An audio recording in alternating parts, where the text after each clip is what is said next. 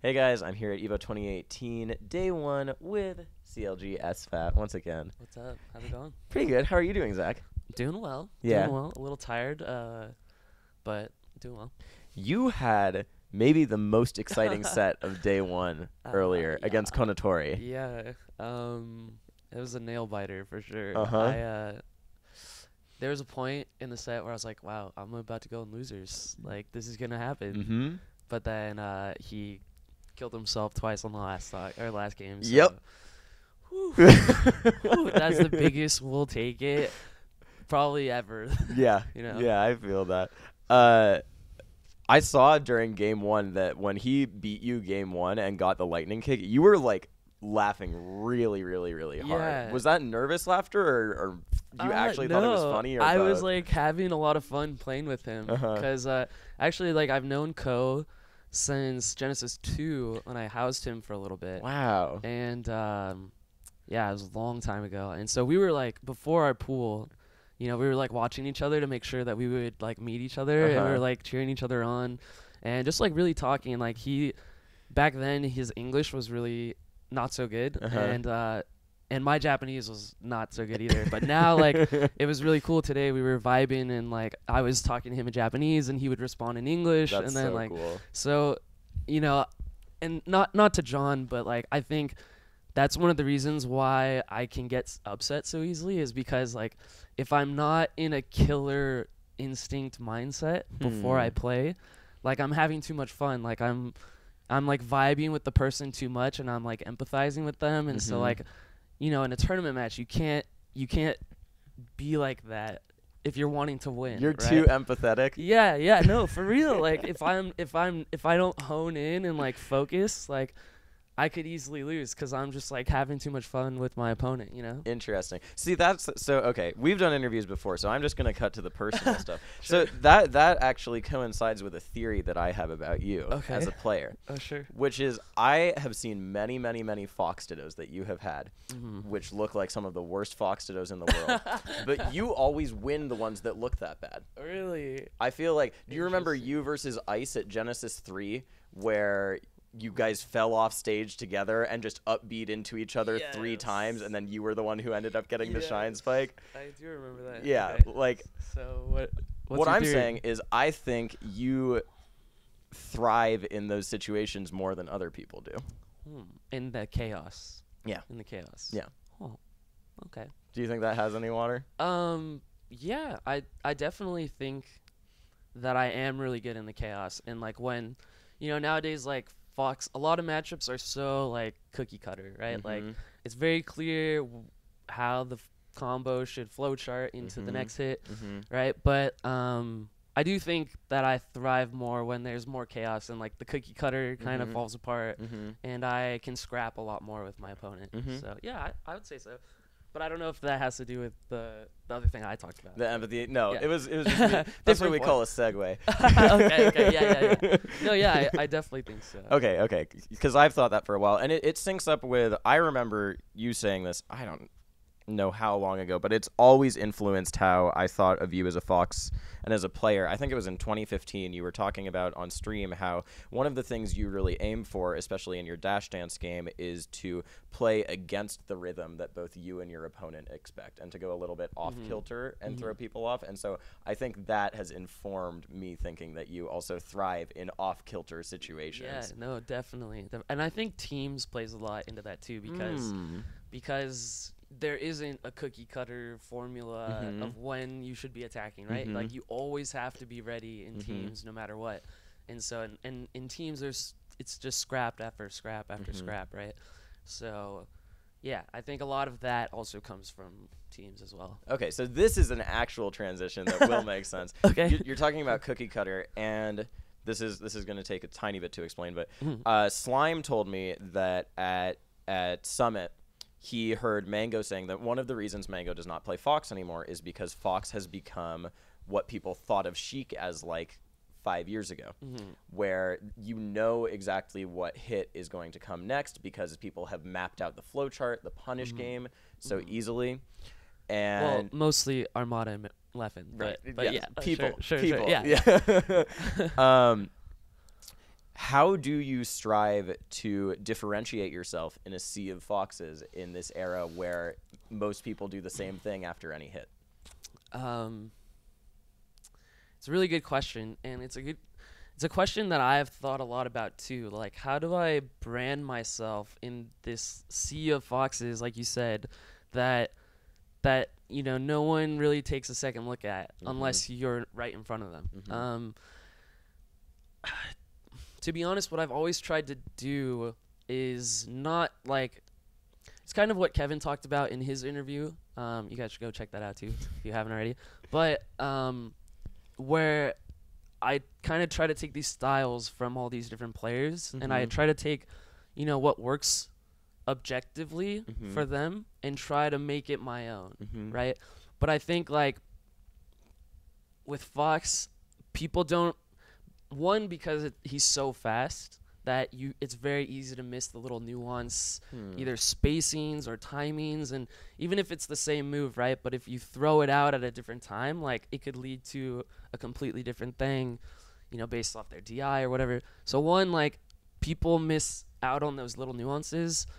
But yeah, I try to take styles like from Mango, from Joey, from even the new guys like Crush, Absent Page, like these guys who are pushing the Fox metagame even just a little bit, right? Just a little, or KJH with like Laser Lands and Shine Lands. Like, these are stuff that seem futuristic, but they will be in effect in the next couple years. Right. Right? Like, Laserland is already pretty standard at the high level. Yep. So, yeah. To give you a solid answer, like, I don't have a solid answer. I haven't really figured it out yet. I don't know. I don't know really how to, like, brand myself away from the Fox image, right? Because Fox is like this villain now in Smash. A little bit, unless there's a Jigglypuff on the screen. Right, yeah, then all of a sudden he becomes a hero, right? But, so I don't know. I don't have a solid answer for you. No, that makes sense. I think that probably speaks to your goals being somewhat different from finding a really signature way to play, because I think your goals have always been to just be better than everyone, right? Yeah, and just like have fun, like, when I'm not having fun playing Melee, like, I question like why I'm even playing in the first place, right? And so if I'm having fun, whether that be just like laughing with friends or even like getting Zelda kicked and finding it hilarious, right? Or like being in that killer hyper focused like mindset. Like, both of them I find really fun. So ultimately at the end of the day, it's just about having fun for me. Cool. All right, that makes sense. So we were just talking with Kevin about how sometimes when you ask players stuff in interviews or on PR, they will lie, and I've never called anyone out on something. All right, you tweeted a week ago when you were number 11 on the MPGR. Shit. I knew I should have deleted that. You were like, 11's just a number. Why does it matter? Yeah, is that actually what you felt? Another year, another frivolous number. That's what you tweeted. Is that actually what you felt? I mean, okay, so I've been thinking about this a lot, right? When I first saw the rankings, I wasn't surprised to be number 11, right? I think that was everyone pretty much knew that's where like, you were going to be. Everyone else above me has at least one God win, and although I have solid wins on a few of those guys and solid wins on most of the people below me, I don't have a top 6 one, right? So it wasn't a shocker, and at first it did just sting to not be a top 10 player anymore, you know, because I've done that now for like 2 or 3 ranking periods. So it was a kind of part of my identity, but after like a lot of self-reflection about it, and even still, like, I catch myself thinking like, like that ranking, but it really doesn't take away from my play, right? Like, this arbitrary number that that these people have given me, which I've deserved, doesn't mean that I don't have that top 10 ability, right? So, yeah, it stung, and that's how I felt initially, and I was like, should I delete this? I was like, fuck it, like, I'll just leave it.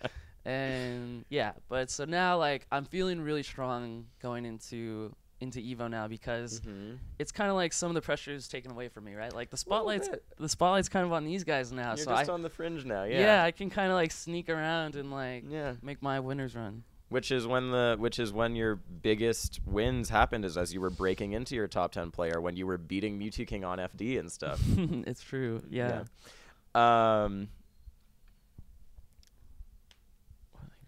It's all good.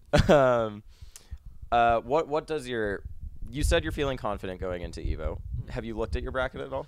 Yeah, I have Chillin' Dude first round tomorrow, and then Shroomed. No. Oh.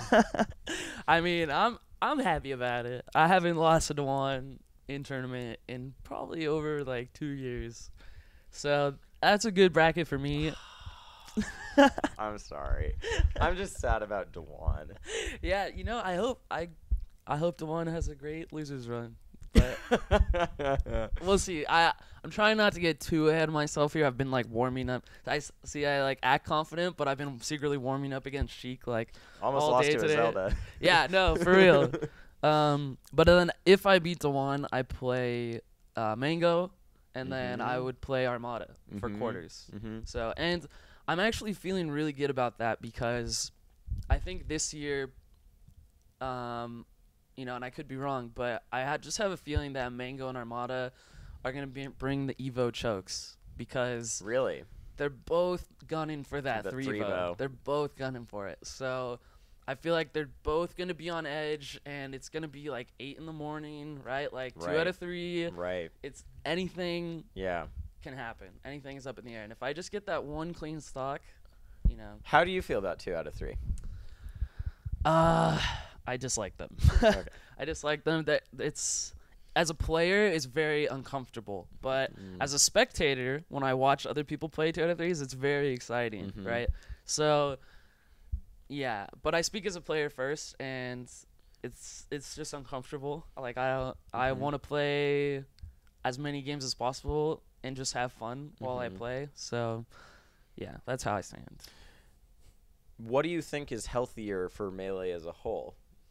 Because you did just say, as a spectator, it's more exciting. Yeah. I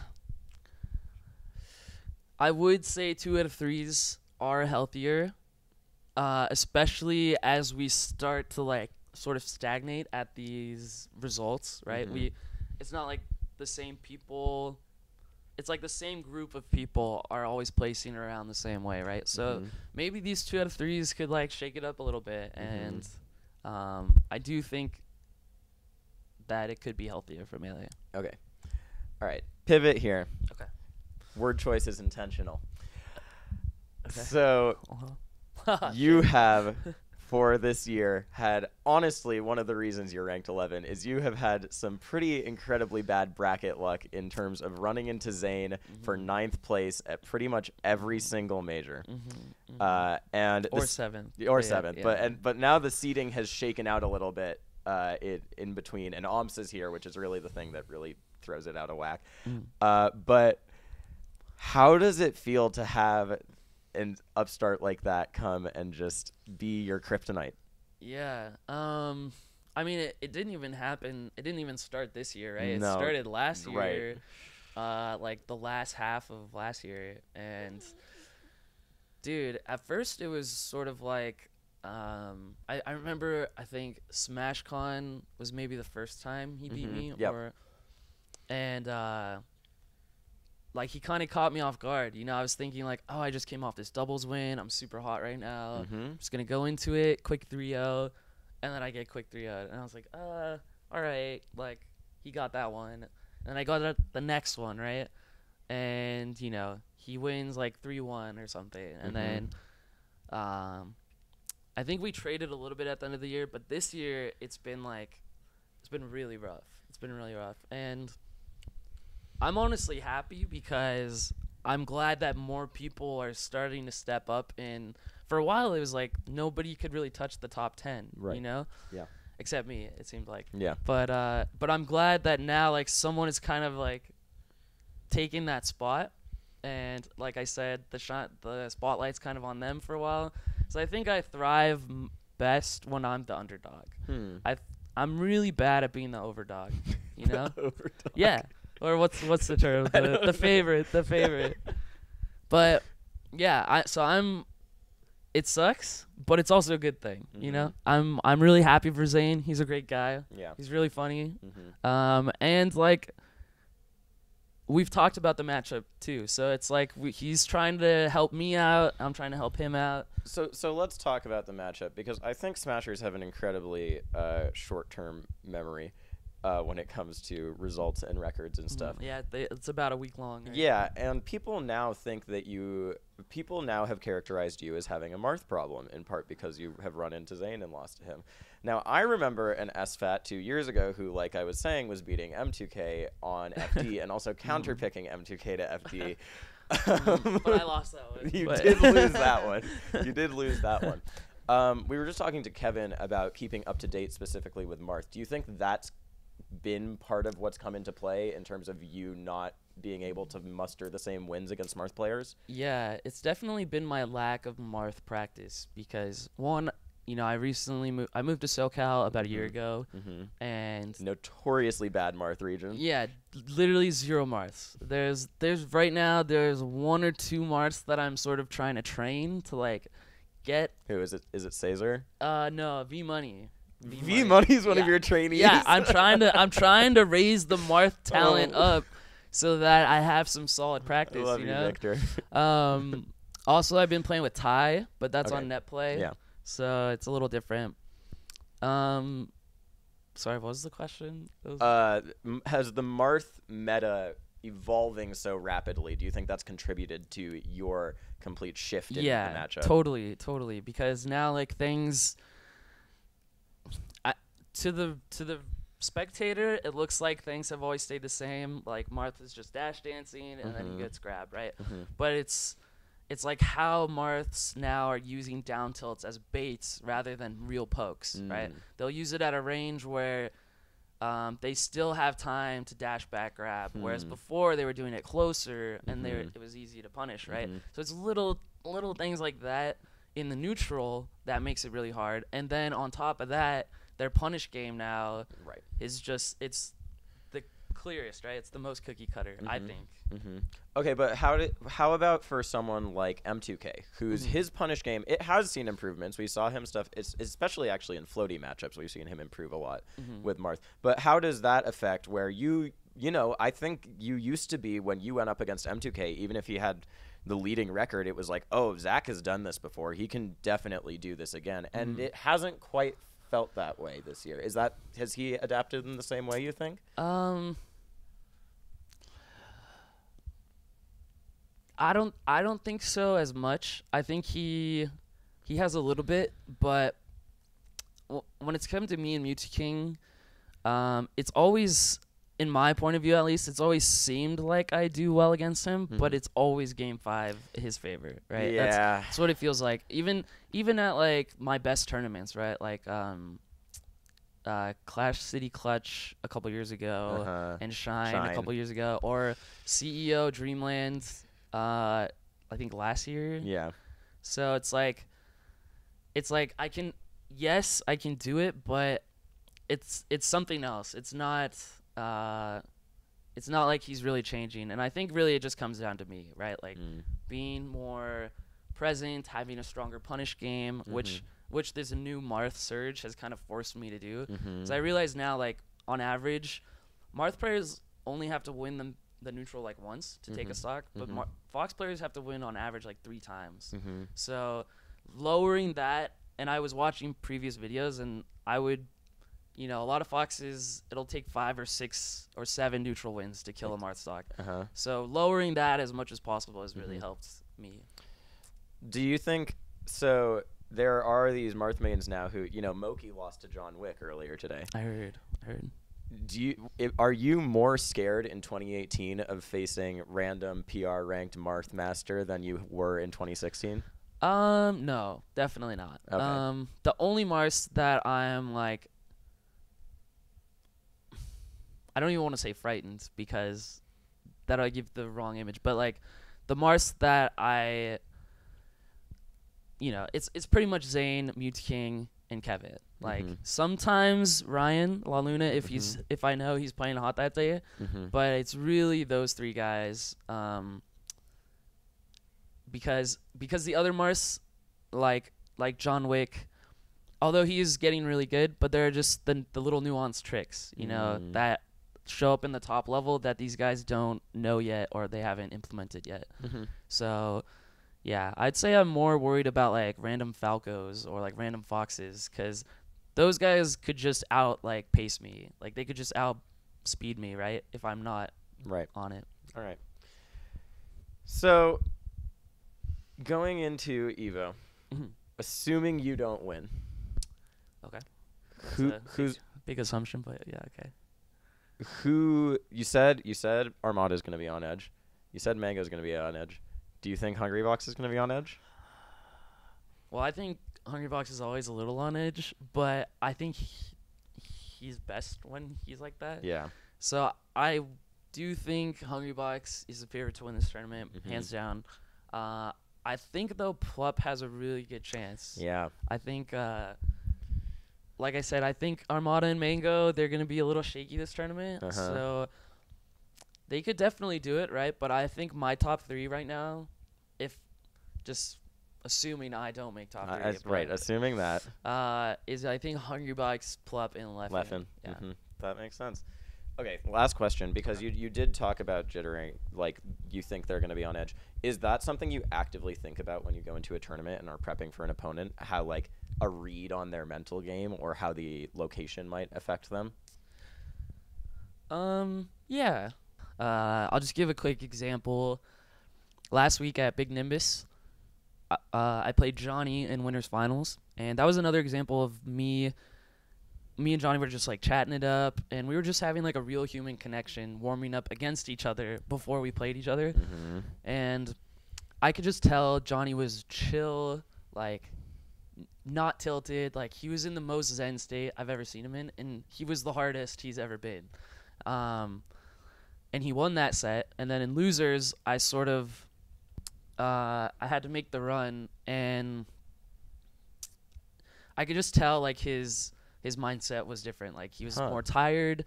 He was, he was kind of angry because like it had been a while since he played last, and like I could just tell he was more tilted, right? And like that tells me that like I could kind of like push his buttons a little bit more, you know? And that translates into actual gameplay decisions? Yeah. So like that means like I might go for wave shine up smash a little bit more, or a little bit less, or maybe at this percent instead of this percent. So it's very nuanced. I tried to make a read like that in pools today. It did not work out. I was bodying an Ices player, and he sighed and looked really, really sad. And I was like, oh, I'm gonna mess with this guy now. Did not work out for me. Well, to be fair, I think it works best when you kind of know the person. Yeah. You know them a little bit more, but good try. Maybe next time. Thanks, Zach. Wow. All right, great. Do you have any last things you want to say, any shout-outs you want to give before we finish? Just shout-outs to CLG. Shout-outs to all our sponsors. Shout-outs to 650. Shout-outs to Bobby and Kevin. Yeah, you got that tattoo. Oh, yeah. I don't think you had that last time I saw you. This was for National Tattoo Day. Oh, okay. And yeah, just shout outs to all the fans. Cool. Thank you guys so much for watching. Follow Zach SFAT on social media. And if you like these interviews, please stay tuned for more content from EVO 2018. And if you like what I'm doing, check out the links in my description. Check out my Patreon. It would mean a lot to me. Thanks, guys.